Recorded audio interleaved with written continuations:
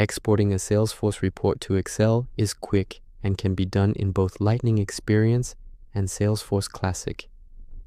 In Lightning Experience, most common, go to the Reports tab or open the specific report.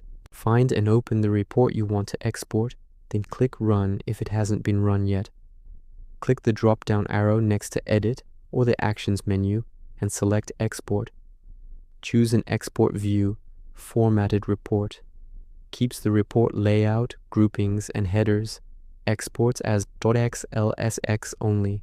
Details only. Exports raw row-level data without formatting. Better for analysis. Supports XLSX or CSV. Select the file format and encoding if prompted. Click Export and save the file to your computer. In Salesforce Classic, go to the Reports tab. Next to the report name, click the drop-down and select Export. Choose the file type, Excel or CSV, and encoding. Click Export.